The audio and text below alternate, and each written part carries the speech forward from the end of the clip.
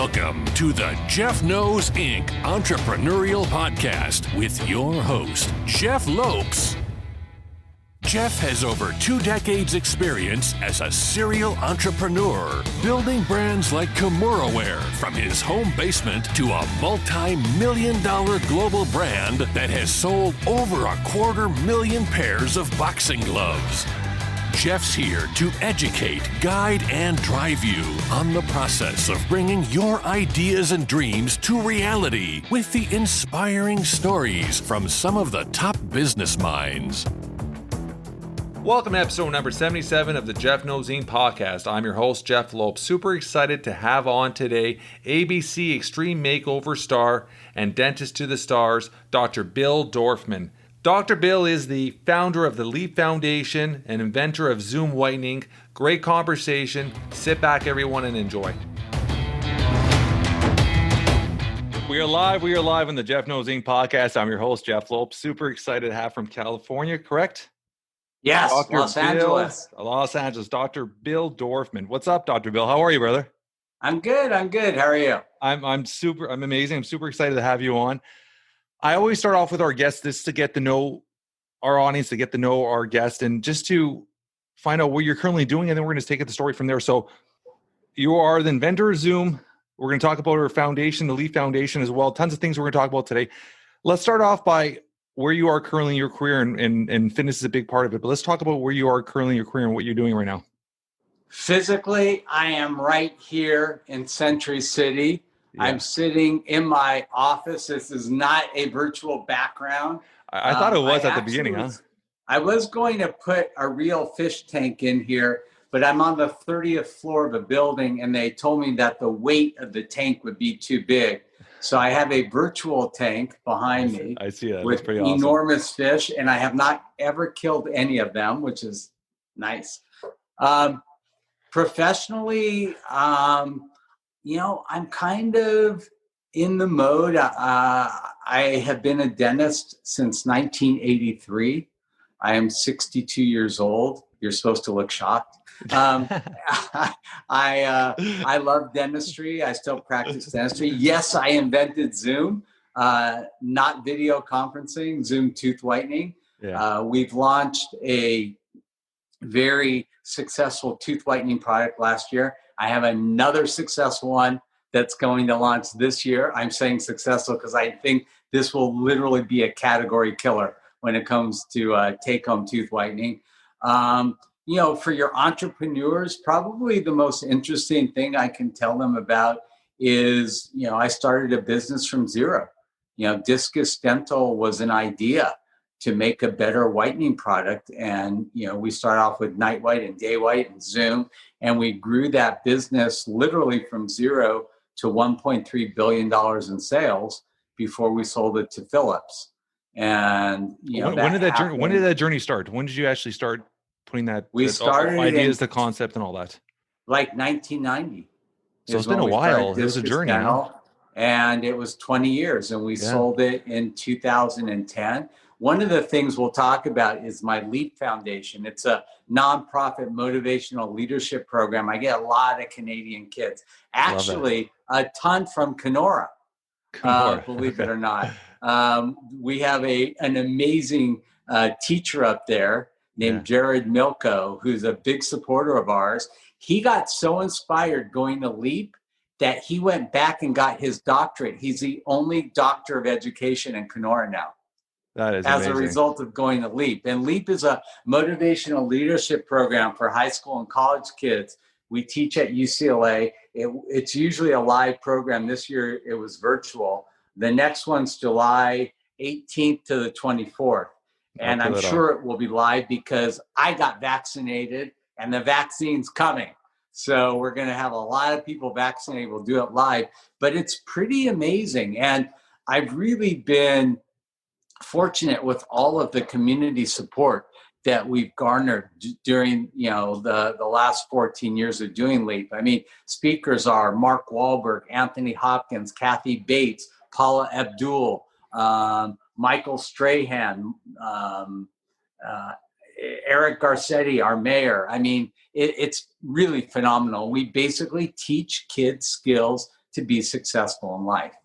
That is amazing. One of the things that we do at Leap is we really try and get the kids to embrace the idea that they're a 10, that they can walk like a 10, talk like a 10, act like a 10, and surround themselves with other kids that are 10s. Yeah. And the thing that was so cool about selling my company to Philips is we sold our company on 10, 10, 10 at 10 a.m. So that's awesome. It was exactly 10 years ago. We just had our 10-year anniversary of the sale of my company. And I'll tell you something, I've heard a lot of people say, oh, money doesn't buy you happiness. And yeah, I'm going to be honest with you. Money doesn't buy you happiness. That's true. Yeah. But it's pretty hard to be happy when you're broke ass poor. So I say that all the time. I'm not going to lie. I always knew as a dentist, I'd have a good living. Yeah. I wasn't really, worried about, my finances. I figured as a dentist, I'd be okay. Yeah.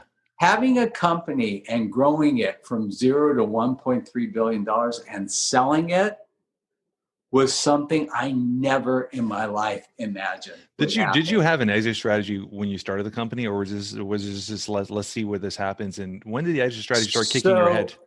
I'll tell you what happened. And if there are two concepts, that I teach at Leap that I want students to walk away with, it's this. Number one, don't wait for opportunities in life, make them.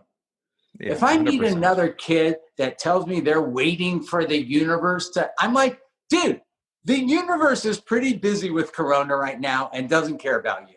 So you want something to happen, make it happen. Yeah, and number 100%. Two, when you do get an opportunity in life, don't take it. Master it. Interesting. And there's a big difference. Look, when ABC put me on Extreme Makeover, dentistry, wired. TV, not so good. Yeah. I literally stunk on TV. Like, I was so bad, they should have fired me. But I was also smart enough to know how bad I was. Yeah. So instead of stinking for a whole season or getting fired, I did something about it. I took acting classes, hosting classes, teleprompting classes. I worked with the best media trainer in Hollywood, the woman that trained all the kids for American Idol and all these shows. I hired this woman and I had her beat me up. She sat me in a room with a professional interviewer and they interviewed me and they asked me questions and she videoed it and she showed me how I was sitting and like all of these things I was doing wrong. And little by little, I started to learn. And one of the most painful things ever is watching yourself on TV, especially when you stink. I mean, I literally looked like a deer in headlights. And knowing that the whole world can see that was actually humiliating, So my goal was to be the best me that I could be on TV, right? Yeah. So here's what happens. Our company starts off, we do 1 million, then 2 million, then 4 million, then 8 million, and we're growing and growing. We hit this plateau, right? Yeah. We're like at 76 million and we can't like break that barrier. I get on Extreme Makeover. That year, we went from 76 million to 101. Yeah. The next year, 136. The power of TV, huh? We did almost $200 million in sales with Zoom. Incredible. It was crazy. Yeah. I could never have afforded to pay for that kind of advertising. No, it's insane. How did that whole platform start with you? Like, did you go out and try to search for it? Did it come to you? The whole ABC, like when did it all come together? So, I mean, I'll take you all the way back. Yeah, I was married. Yeah. My wife was an actress and she started to put together this thing called a demo reel. Yeah. I'm a dentist. Like, what do I know about a demo reel? Nothing, right? Yeah. But it seemed like a good idea, and I was getting little bits and pieces. I'll tell you something. One of the smartest bits of advice I ever got early on in my career was to work with a publicist. Dentists don't typically think about that. Like, you go to dental school, they teach you PR, like what, right? So I started working with a publicist, and she started booking me on different talk shows as a dental expert, which is a great place to be, right? And so as I was doing that, I thought, I'll start putting these on a demo reel, because that's what my wife was doing with her stuff. And then we booked Rosie, which was really big at the time. Yeah. And, we launched our Smiles for Life campaign with Garth Brooks, and that was huge. So I had some really cool things on the demo reel. Well, Howard Schultz is the man who created Extreme Makeover, not Starbucks Howard Schultz. Yeah. He had a company called Lighthearted Entertainment, and he was an amazing man. We lost him way, way, way too young. He passed away a few years ago. But he had this concept, and he had done several talk shows and TV shows and game shows, and it was Extreme Makeover. And so he took a friend of his to lunch, who was one of his hostesses. And when he told her about the show, she said, "Oh my gosh, you have to meet my dentist and the plastic surgeon that I was working for." She was working part-time in Dr. Garth Fisher's office. So he met Garth, love at first sight, hired Garth. And then, Garth recommended me, she recommended me. So he called me up, and they asked me to come in for a screen test, right? I'm like, I'm a dentist.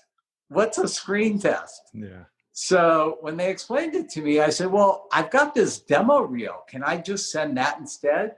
Now, had I known now, I would have run down to the studio, right? Because who knew what this was good? But so I had a messenger bring my demo reel, and I think I was the only dentist that had a demo reel. So they hired me, and we went ahead, we shot a pilot. The pilot blew up, and it was one of the highest rated pilots that ABC had. And we get booked for our first season, 24 episodes. And, that's when the whole thing started. And, back then we were one of the first reality shows ever. What year was this in? This was in 2003. And so I shamelessly promoted Zoom, and ABC was all about it. Like they, and about halfway into the season, they started like covering up the logo and things like that. Course, yeah. But, early on, they were all about it, and it was a great opportunity. Yeah, it's insane. The value in your advertising dollars there. It's insane what it did to you. That's amazing. So, and the other thing too was, you have to remember, this was back in the time of like American Idol. You'll never get audiences like that again. No. I mean, there's so much content right now to be spread, right? Yeah. They would get 11 million, 12 million, 14 million viewers. Yeah, it's crazy. That doesn't happen anymore. No. So we had numbers through the roof. How many years were you guys on air for? How many seasons? We did 3 seasons of Extreme Makeover. Okay, perfect. So is that where a lot of your connections, not even connections, but obviously through your wife and the industry and all that, you worked with obviously Oprah Winfrey, which I have on my wall back there. You worked with a lot of big celebrities yourself. So how did that all connect, and how did you work your way into that industry too, right? It was all through the same networking? I mean, dude, there were so many different things going on. I never had all my eggs in one basket. I mean, which is so important. Before I got married, years before, when I first started my practice, I was actually dating a woman who worked in the mailroom at one of the big agencies, William Morris. And as her career, flourished, so did mine, because all those kids in the mailroom, they're still my patients. In fact, I saw an agent yesterday who was from that mailroom, and he's my age, and he represents all the biggest actors in Hollywood right now, and so, that was one, great source for me. Believe it or not, a lot of my referrals that still come to my dental office are people that remember me from Extreme Makeover, and then as soon as Extreme Makeover was over, I went on The Doctor. So, I was on TV for that for years and years and years. It's slowed down because of COVID. They haven't done a lot of new productions, but I've been really active with that. And so, there's a lot of different things. Okay, Dr. Bill, let's drive back to quite a few years back. Let's go to childhood. Growing up, did you have any physicians in your family? Like, what drives you to become a dentist? None, huh? nobody. Okay. What did you? Do you mind me asking what your parents were? What type of fields they were? Were they entrepreneurs? My mother was a nursery school teacher, and my father was a furniture salesman. Okay. And there was nobody in my family that actually had.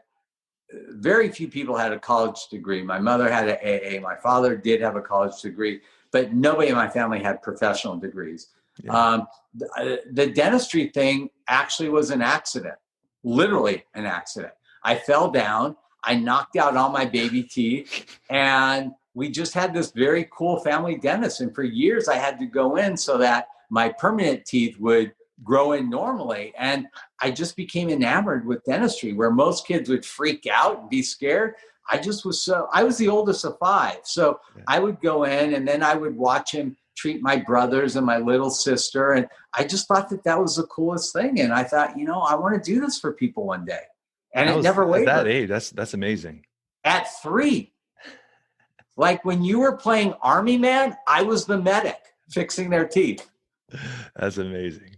So where'd you go to school after that? Where'd you graduate from? So I went to Patrick Henry Junior High. Yeah. I then went to Granada Hills High School. Funny thing about that, the 2 most famous people from my high school were John Elway.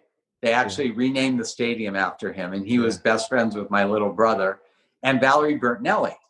Valerie is an actress. She married Van Halen, and she was on a TV show called One Day at a Time. It was a Norman Lear TV show. Yeah. Big hit, right? Big hit in the 80s. Okay, are you ready for this? Yeah. When I went to UCLA, my college roommate and still best friend is Michael Harrington, who's the son of Pat Harrington, who played Schneider on that show.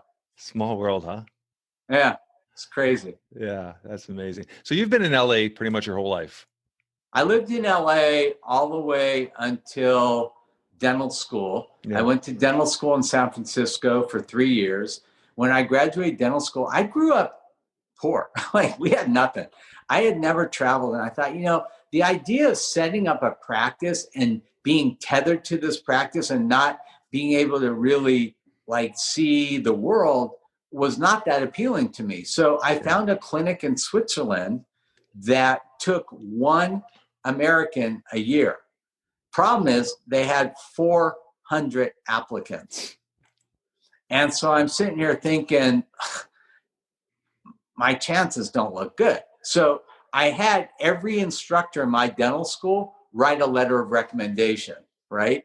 On top of that, I called the director every week to see, if I could, kind of become friendly with him. When none of that was working, I did this thing, and I call it a life-defining moment at Leap. And I tell kids, sometimes you plan it, sometimes it just happens. Yeah. I didn't plan this. I just said to him one day, hey, can I take you to lunch? He's like, lunch? You're in San Francisco. I said, I know, but I'll fly there if you'll have lunch with me, which was crazy because I was broke. I didn't even have money for an airplane ticket. He said yes. I flew there, and he hired me. And it was amazing. I'm going to stop you there, Dr. Bell. There's so many lessons for entrepreneurs, young entrepreneurs. Everything you're saying resonates with me because I'm a hustler. From day one, if I want something, I'll make sure I get it. And I've always been like that. My first company I started when I was 17. I'm 43 now. And all these little things you're saying from that age, from everything you've done, from being even as a kid, having that focus and that mindset of, okay, this is what I want to do the rest of my life. Jumping on a plane. These are all things for entrepreneurs, young entrepreneurs to listen to, where nothing is given to you. I think we live in an age where we live in an age of entitlement. A lot of, I hire staff here and it's not they after a week of working here, they're automatically like, in their mindset is there, I should feel entitled that they work for me. It's the different mindset. And a lot of young individuals are so babied by their parents that when they get into the work field or in their careers or they start their own business, they feel like everything has to come to them. They don't realize how much work and effort, and to be successful and get to a situation or a stature in your life like you've accomplished and others have accomplished, how much hours, how much work goes behind getting there. It doesn't happen overnight. You've put so much hours and hustle and stuff like that. So I just wanted to dive that in there, but before you continue your story of your little trip in your lunchtime. Yeah, no, you're totally right. And what an opportunity. I mean, I made some of my best friends. I have a godson there. I learned to ski. Je peux parler français aussi. I'm sure you speak French. You're in Toronto, right? A little. No, we're Toronto, Quebec, Mais Montreal. Je parle avec un accent vaudois un peu, huh? But I'm completely fluent in French. I mean, it was a great experience for me. You were there for just 1 year or longer? I was there for 2 years. When I came back, my associate that I worked with was French. So I got to speak French for another 3 years. And then I married a woman who was fluent in French. So, you know, I've been able to retain it. But I mean, it was just a great opportunity in life. And, you know, one of the biggest misnomers is, you know, everybody always says practice makes what? Perfect. Wrong. Okay. Practice makes permanent. Yeah. If you practice something wrong, you'll get really perfect at doing it wrong. You know, and I think that one of the most important things you need to realize in life is, you know, I never fail. Never, ever, ever, ever, ever fail. Why? If I do something and it doesn't come out the way I want it to, that's not failure. That's practice. And then you do it again and again and again and again and again. When you finally succeed, you've succeeded. You really only fail when you quit.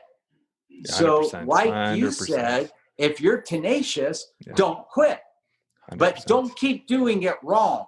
Get guidance, get a mentor. One of the most, I think, critical factors in success is finding a great mentor. You and I have the same one, Superman, right behind you. I have that exact same thing, by the way. Yeah, you do. That's awesome. It's right up there in my office. Yes. I mean, you know, you really need to find great mentors in life. You know, I was so fortunate when I started dentistry. Another great man we lost, Jeff Golub Evans, was a Renaissance man and an amazing dentist. He was the Hollywood dentist, but in New York. And he taught me PR. He taught me how to work with a publicist. He taught me things like, he said, you know what, Doc? No matter how great your publicist is, you fire them every year. I said, why would you fire them? He goes, because they've used up all their contacts. Get a new one. And he was right. You know, publicists, you know, have a certain, and when you get a new publicist, you're going to have access to a lot more. And, you know, PR is the strongest thing I did to build my practice in the beginning. I mean, it was unbelievable, the amount of patients that I was able to see. And sometimes it was just stupid little things. For instance, when I opened my practice, I wasn't very busy, right? What year was that in? Sorry, I always like going back. What year was that when you originally opened your first practice? I graduated dental school in 83. I went to Switzerland till 85.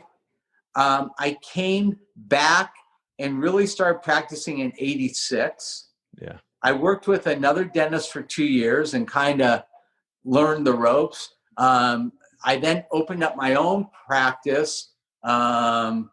This would be like 88. And I wasn't that busy. And so I sat down and I thought, okay, I'm in Century City. There are 50,000 people that work in a 5-block radius of my dental practice. We know, on average, 50% of the American population don't have a regular dentist. Yeah. So there's 25,000 people who work in a 5-block radius of my office that don't have a dentist. They also work for companies with dental insurance. So they don't even have to pay to come. Yeah. So what I did for $300 is I made these beautiful flyers, and I hired some kids from Beverly Hills High School. I paid them minimum wage. I had them go up and down every building in Century City and get me new patients with this great offer. My first month in practice, I got 80 new patients. And then we switched from external marketing to internal marketing. When those people came in, I didn't meet their expectations.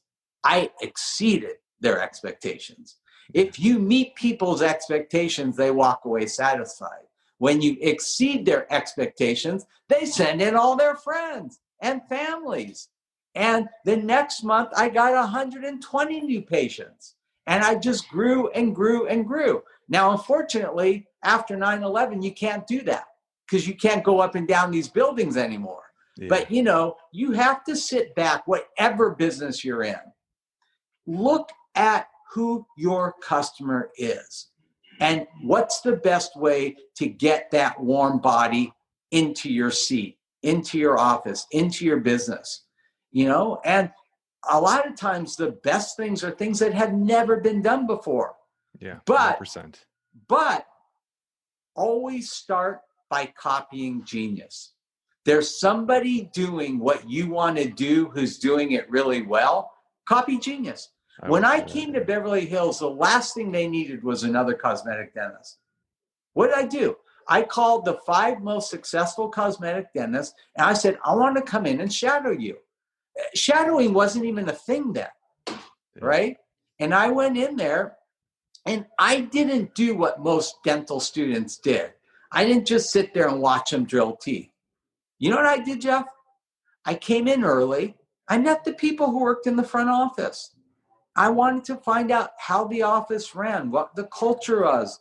I watched them greet a new patient. I watched the intake forms. I watched them talk to the patient. I watched them take the patient back to the operatory. I watched them seat the patient. I watched them explain the treatment to the patient. I watched them explain the financial arrangements with the patient. I watched the dentist then drill on teeth. And then after that, take the patient back to the front desk, schedule the next appointment, and collect money. Yeah, you need to collect money as a dentist. They don't teach you that in dental school. They teach you to drill teeth. I absolutely love this interview. This is awesome. You're everything that you're breaking down and you're talking your own experiences, essentially, you can utilize that towards any business, right? I always say, you never reinvent the wheel. I always say, find somebody that's successful in your field or a field you want to be in.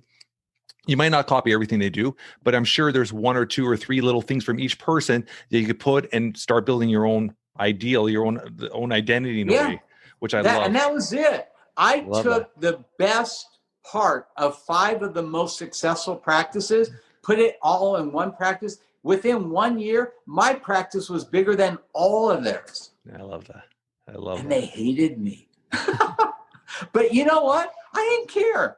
I was poor. I was supporting my grandparents. I was supporting my parents. Nobody was giving me money. I needed to hustle. And I'll tell you something. There was a period in my life, Jeff, when I honestly thought I was the hardest working person in the world. Like, really. I mean, this is my day. I would wake up at 4:30. I would go to the gym and work out because my wife insisted I was home for dinner.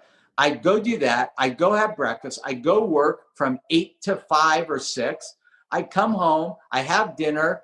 Then I'd go back and do emails for 2 or 3 hours, right?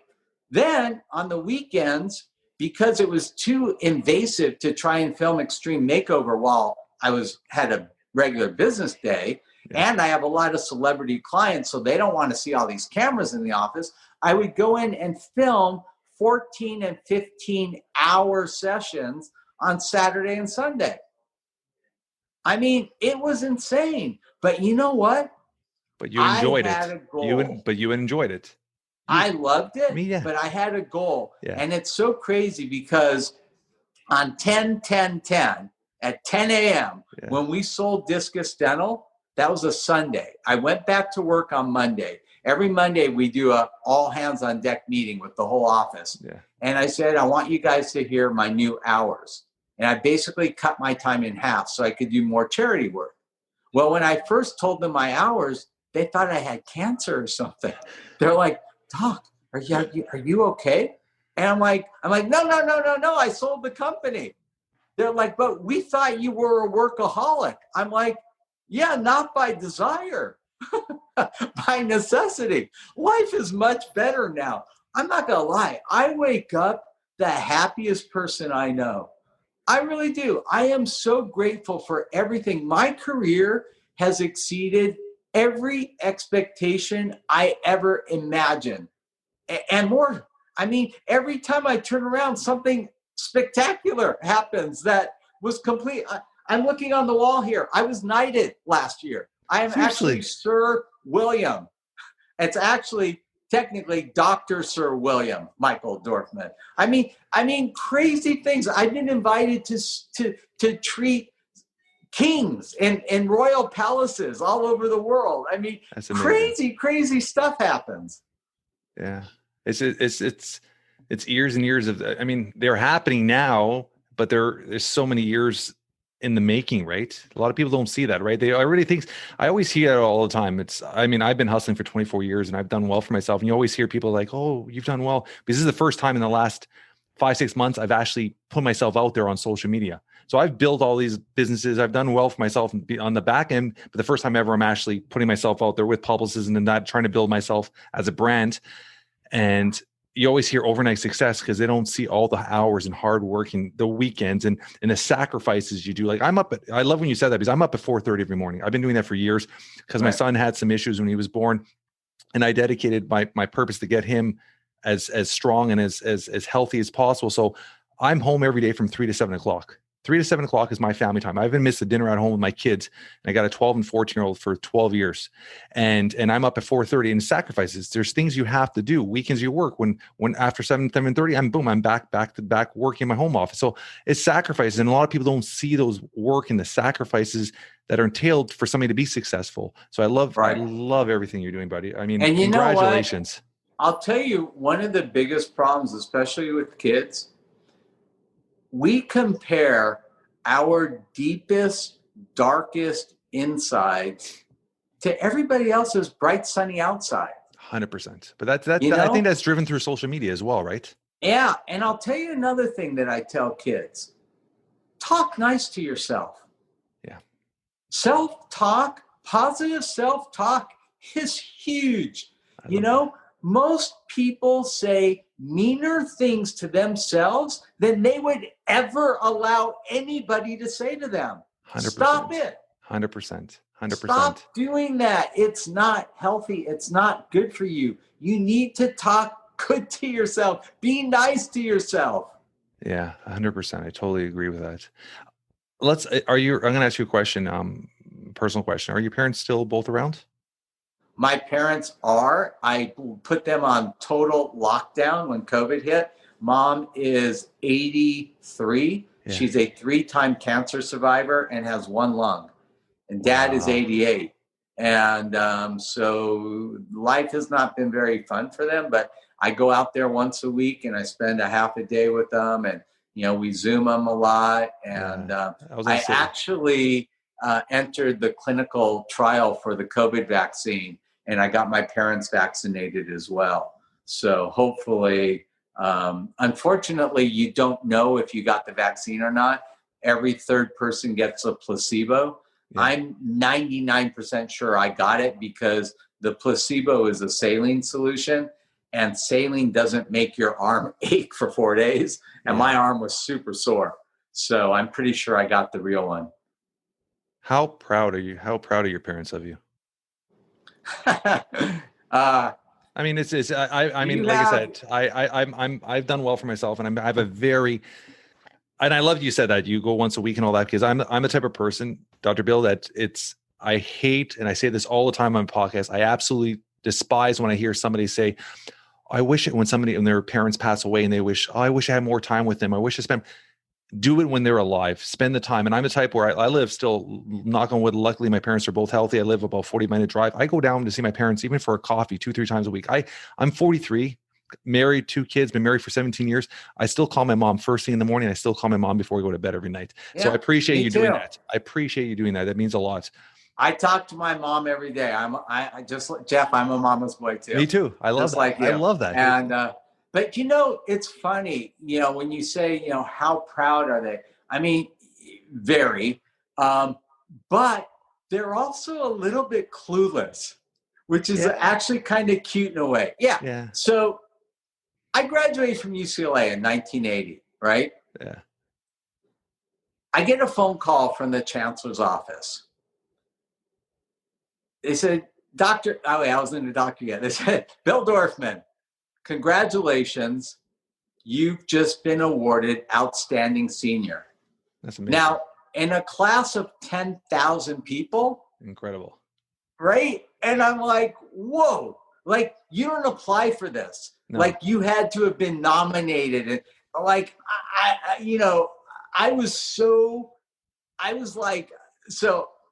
hang up, I call the house, Dad answers. I'm like, Dad, put Mom on too. They're both on. I'm like, Mom, Dad, you won't believe this. They said, what? I said, I just got a call from the chancellor's office. I'm the 1980 Outstanding Senior for the graduating class of UCLA. Yeah. My mother says, what's not to believe? I'm like, no, Mom, there's 10,000 people graduating. She says, darling, do you really think there's somebody better? I said, Mom, you're not getting this. I said, there's 10,000 people they could pick from. She says, you know what? They picked the right one. That was my mother. That's so cute. Sweet. I'll tell you, as a parent, the greatest gift you can give your child, confidence. 100%. Confidence is currency throughout your life. Literally, it's a good thing we didn't have a 2-story house because I probably would have thought I could fly. I mean, my parents gave me so much confidence. Yeah. I was confident I could do anything if I put my mind to it. I remember the first day of school. I come home. I'm 5 years old in kindergarten. My mother says, how was school? I said, it's okay, but the kids in my class were so immature. Who says that at 5? I was a weird kid. I was a weird kid. Oprah really, really did it best. So Extreme Makeover gets all this publicity, right? And I get invited to be on Oprah. I mean, that's a big deal, right? Massive. So I'm talking to Oprah, and Oprah says, Dr. Bill, you've had a career unlike any other dentist ever. I mean, you're a New York Times bestseller. You built this company. She's rattling off all these things. She says, what inspired you to think so far outside the box? Now, to be honest with you, this was back in 2005. I had never heard that phrase before. Yeah. Think outside the box. It wasn't very common, right? And when she said it, I looked at her, I said, what box? And we laughed. And that pretty much exemplifies my entire life. And I think one of the problems we all have is that we put ourselves in these boxes. And you got to stop doing that. You're your biggest limiting factor. 100%. You got to stop doing that. I love that. So there's a couple of things I want to talk about, but let's go back to that. As a pretty amazing accomplishment, being knighted. How did that all come about? When did that all start? And when did you get that call? Because that must have been, that's a big moment, right? I was knighted by the Royal Order of Constantine, which was the first knighting society. I was the first dentist ever knighted. They recognize you for excellence in your profession and then philanthropic work. When Discus Dental started to grow, my partner, Robert Heyman, was one of the most philanthropic people. He taught me philanthropy. Robert grew up in one of the wealthiest families in Beverly Hills. His father was Fred Heyman. We lost Fred a few years ago. Fred created Beverly Hills, Rodeo Drive. That was all Fred. he created Giorgio Cosmetics and, Oh, wow. you know, grew that to, you know, and he had the flagship store on the corner of, you know, Rodeo Drive in Beverly Hills. I mean, Fred Heyman was Beverly Hills, and, you know, Robert was really adamant about philanthropy. And so as we started making money in Discus, we gave back and we gave back and we gave back. We then partnered with Garth Brooks and the Crown Council of Dentists, and we raised $44 million for children's charities through a program called Smiles for Life. So part of being knighted was being recognized not just for excellence in your profession, but for philanthropy and giving back. You know, my motto is learn so you can earn and then return. I love that. I love that. That's amazing. That's a lot of people should learn from that. That's amazing understanding of living in the moment. That's one. And also just being at a level in your life, a stature in your life that you're able to do that and recognize it and be able to give back is so important. And I appreciate everything you're doing. So congratulations on that, brother. With fitness, that's a huge part. All your Instagram videos, working out. Has it always been part of your life? When did you really rev it on and say, you know what, I need this to be part of my life? Because obviously you would love it. And you can see by your enthusiasm in your videos and working out. So when did it become part of your life? You know, I always kid with my kids and I say, Dad, you're working out again. I'm like, you know what? You can rest when you're dead. So I'm looking for a picture. That's why I'm looking down here. So I went to dental school, and I had always been an athlete. You know, I always worked out a lot. I was a swimmer and a gymnast in high school. And, you know, when I started dental school, I realized that dentistry was really, really physically demanding.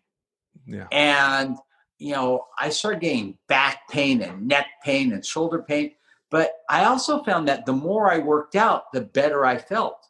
Yeah, of course. So I started working out like every day, and it just became a thing. So I just did my third layout for GQ magazine. I don't know if you could see that. Yeah, I can see that. Yeah. But I mean, dude, I'm 62. Yeah, it's incredible. I'm the oldest shirtless dude they ever put in the magazine.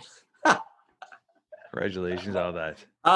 And so I just started working out. And then when we sold the company in 2010 and I had more control over my hours, I actually got even more into it. I did men's health. I did men's fitness. And so I get to be the old guy in all the fitness things. It was fun. Have you ever done like marathons or distance running or anything like that? Or just the fitness, working out, taking care of yourself? I haven't done marathons because from doing gymnastics, I have a wonky knee. So running long distances isn't good for me. But I might do American Ninja Warrior. Okay, so you already signed up. Okay, so you're teasing it out there. That's amazing. Okay, so here's the thing. I would never win with these like 20-year-old guys. Yeah. But if they do the celebrity one, I think I have a good shot because there aren't very many celebrities that are 62 that can do what I could do. So we'll see. Are they in talks of that already, or are you not allowed to say? I'm not really allowed to say too much. So you said enough. I got it. I got it. So everybody's got to tune in when you see the episode of American Ninja Warrior. This was I just had a guest on last week, Anthony Trucks, and he was a former NFLer. That he was the first former NFLer to ring the buzzer on American Ninja Warrior, which is pretty amazing. Can he do that? What magazine is that for? It was a health magazine in LA. My ring light is like, yeah, I can see it. I can see it. Yeah. I can see it. I had to hold that for 3 minutes for that picture. That's not easy. So we'll see. You know what? You're putting yourself out there, which is so important. It's so live life to the fullest. You have to, Bill. You have to live life to the fullest because life is so unpredictable, right? You could walk get in your car and you don't know if you're coming home tomorrow, right? So it's very unpredictable. So you got to live life to the fullest, and yeah, just appreciate everything around you. It's just so important. So I love that. I love that you're doing all this. That's there's so many things I'm doing too. I love that. I love the. I'm the type of person where I'm never satisfied. I'm always trying to do something new. When pandemic hit, I run two successful companies. I run a company called Kimura where we manufacture boxing martial art equipment. I've been doing that for 15 years. We wholesale our brand to about 1,800 gyms. I run have a whole bunch of vacation properties. But when the pandemic hit, I purchased a piece of land in Ontario called the area called Muskoka. It's a beautiful higher end resort area. And I picked up 16 acres of land there, and we were doing a 3.5-4 year plan to build a little cabin resort.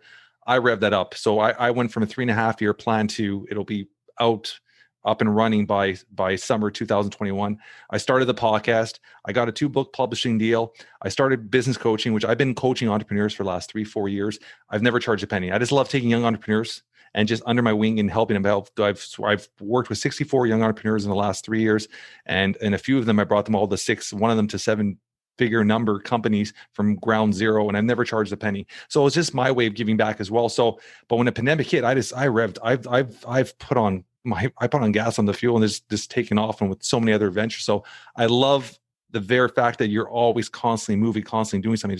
It's inspiring, right? So keep it up, man. You're doing amazing. Proud of you, brother. Thank you. Yeah, I started a podcast too last year.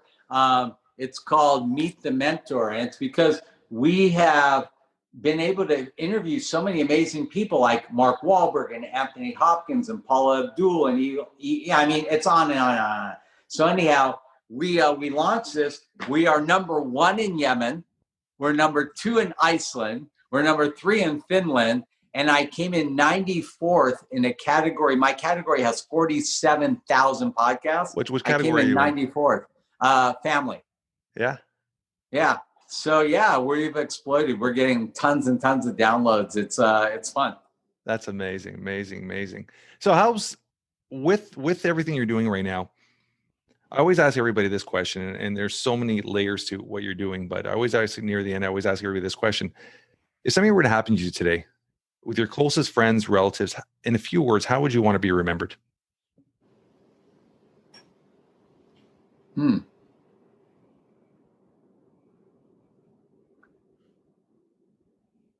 Everybody always says, gosh, you're so successful. Everything you touch turns to gold. I'm like, I just try really, really hard. I guess I want to be remembered as the most tenacious dude you ever met. I love that. Superpower. If you had one superpower, what would it be? I think I have it. Tenacity. Yeah. I love that. So where did your, obviously you're a Superman fan. Where did that come from? What age did that start at? Oh man, we could do like a whole nother hour podcast on that one. I'm going to tell you a story in a bit, but go. So there is a song by a group called Five for Fighting called Superman. Yeah. And when we get off this podcast, if you look at that and look at the lyrics. Is it 5 for Fighting? 5 for Fighting. The song is called Superman. And if you read the lyrics from that song, Jeff, every line of that song is my life. Like to a T. I mean, it's like someone sat down, analyzed me, and said, this is Dr. Bill's song. And it came to me at such a critical time in my life that it just stuck. And so that's where my affinity for Superman came. I love that. I've been a Superman fan since, I guess I can remember. I got a little, it's funny because there was one little, we're going to go back here. There's one thing you had said about jumping up and flying. When I was 4 years old, kindergarten, I had watched the night before, I was playing on TV, the Superman movie, and I had Superman pajamas. And it was in Toronto, Canada. It was winter. It was cold. The next morning, mom's like, keep on your pajamas. Put your clothes on top of your pajamas. Kindergarten is going to morning school. Went, recess time, break time, climbed up a slide, I should say. It was about 7-8 feet. Took off all my clothes, had my pajama on, just thought I was going to fly, jumped off.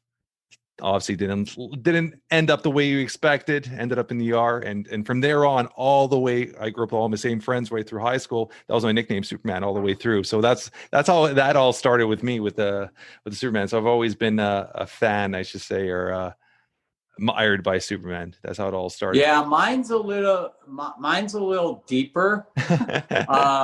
There's a line in that song that says, even heroes have a right to bleed. You want to get into that? It was a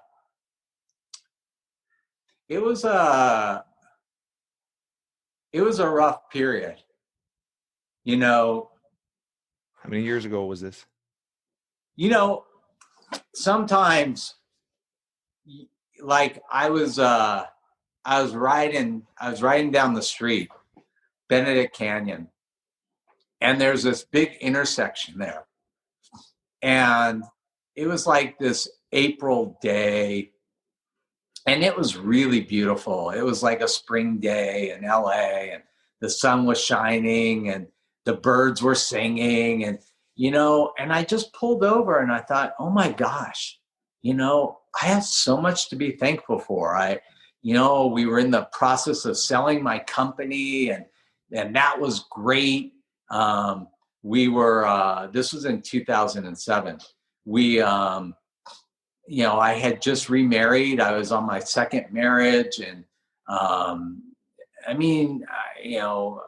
my career was, everything was just firing on all cylinders, and I'm like, sometimes you just need to stop and smell the roses. And I did. I pulled over and that song comes on and I listened to it, and, it didn't really affect me. I just kind of listened to it. I didn't really listen. I just listened to the music.